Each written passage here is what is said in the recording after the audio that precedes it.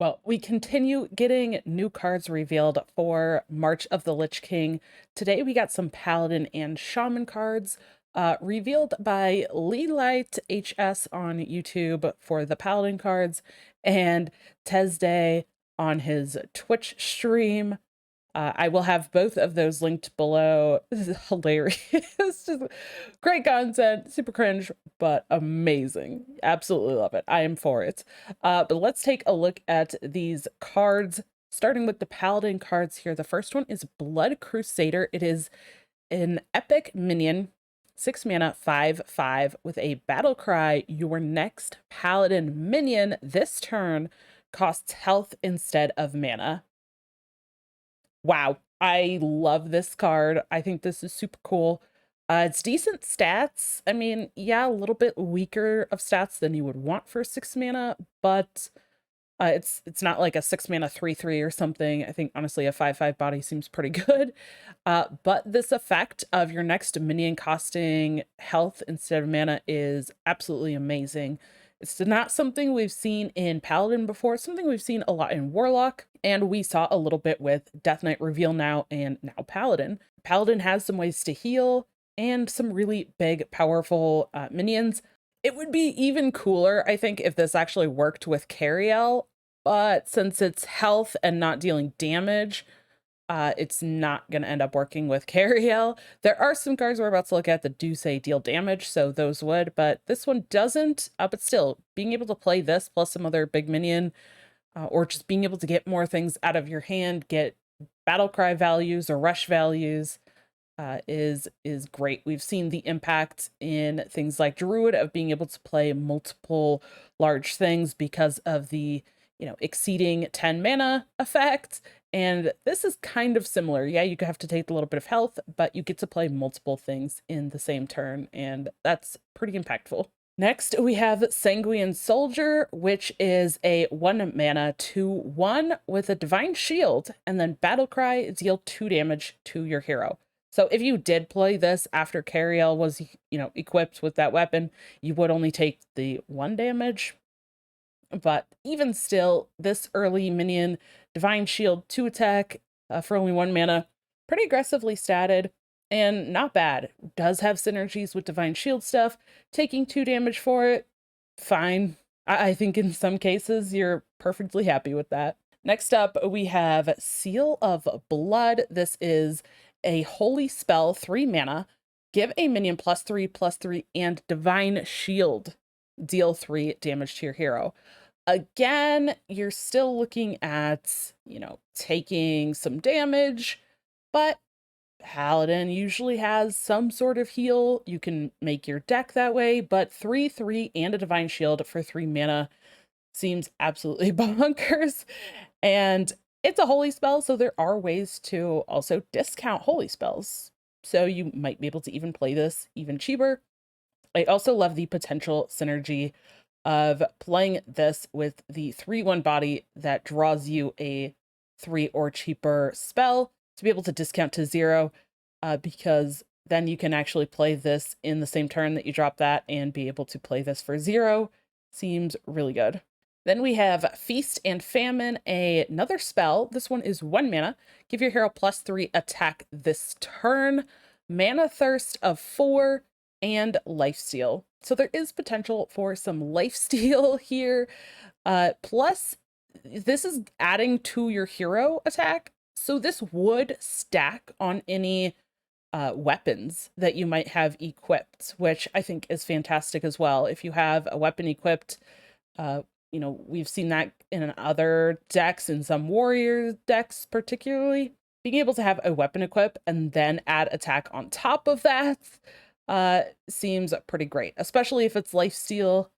I hope we see a Paladin weapon revealed. I would love to see a new Paladin weapon. Then we get into the Shaman cards. We have Rothgil, this legendary minion, 5 mana, 3/6. It is one of the new dual type of minions, so we are getting to see that in full effect here. This is an undead and a murloc, a 5 mana 3/6 with a battle cry. Give your other minions death rattle, give your minions +1/+1. What? This effect is kind of nutty. You can play this, I mean, take advantage of your token type things, take advantage of your hero power with your totems. Uh, this is a Murloc, so being able to actually maybe play a Murloc deck, but it is a death rattle that you're giving the other minions, so it's not a like battle cry, just give them +1/+1, but that effect will stack depending on how many things you have. So if you have, 3 minions on the board when you play this, you might be able to trade one in, give your other things +1/+1, maybe trade a second thing in, then that will continue buffing. The Rot Gill is going to benefit from those buffs plus whatever else you have on board. It's not going to be used in every single case and every board state, but I think there are a ton of uses for this, and this makes me want to play aggressive Shaman decks again, and I am so excited for that. I used to love aggro Shaman, the like aggro Elemental Shaman and Doomhammer Shaman, so I'm really excited to try some more like aggressive and board-based Shamans. And then we have a Shadow spell, 3 mana, Shadow Suffusion. This is give your minions Death Rattle, deal 3 damage to a random enemy. So again, this is going in on like a board state type of thing. You do have to have minions on board for this to have effect. It's that Death Rattle, so they could get silenced. And it is a random enemy, so this can go face, or it could go to minions. You can't really get to pick where it goes because it just will hit a random enemy. But if you are going for some sort of small board that you want to be just trading off, I think we've kind of seen how powerful of an effect things like the skeletons in Mage with dealing 2 damage to a random enemy have been. So if you are able to build up a board state and kind of keep this going, this effect, or create a large enough board with minions that have this effect, that's pretty considerable. And the fact that it can go face means that you're not just going to hit minions, so I think it actually will see more use. If this were just Death Rattle, deal 3 damage to a random enemy minion, I don't think it would be as good. But because it also can go face, I think this is a super cool card. And also, again, fits into a kind of more aggressive board-based style of Shaman. And then we have a Scourge Troll. This is a 1 mana, 1/3 undead, and death rattles given to this minion trigger twice. So we just saw a couple of cards that do give minions death rattles, so you probably want to have at least one of these on board when you play one of those effects. But being able to maybe drop one of these and then drop that Rot Gill, for example, the legendary, you're going to give the death rattle twice to this specific minion. That's a really, really cool effect. It does mean that you will kind of have to have synergies, and if you're not giving minions death rattle effects, this card it's just a body. But whether you are or not giving it a death rattle effect, a 1 mana 1/3 in most of Hearthstone's kind of history, 1 mana 1/3s tend to actually do pretty well in many decks. So I think overall, just this is good. Plus, even if it's not getting a death rattle effect, but maybe it's benefiting from other death rattles, like getting the death rattle +1/+1, putting it onto this minion, all of a sudden this is a 2/4, and it can snowball and grow from there. So I actually really like this one. I'm really impressed with these Shaman cards. And the last one here, Harkener of Dread, a 5 mana 2/2 undead. Okay, so not the greatest stats for the mana.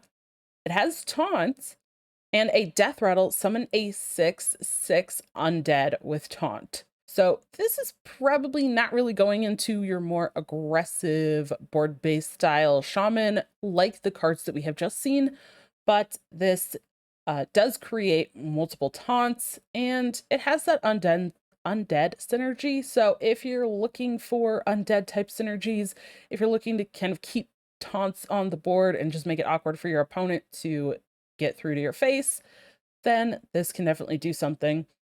Also, this could be a decent minion if you want to do evolve style stuff. The body on its own, I mean, maybe you would want the death rattle to go off, but I would imagine if you're playing a death rattle an evolve type of deck, then you would definitely be playing this in there. outside of that, I don't think it's really all that great. It's not hype like for standard. I think like some of those other cards, it's just kind of okay at best. I think the other Shaman cards specifically were really something that I am excited for. Those cards seem amazing. We will still be getting some more Shaman and some more Paladin cards over the next like week or so. So definitely going to be keeping an eye out for those. But what do you think of these cards? Let me know in the comments below. And how hyped are you for this Rotgill, specifically this legendary? Let me know.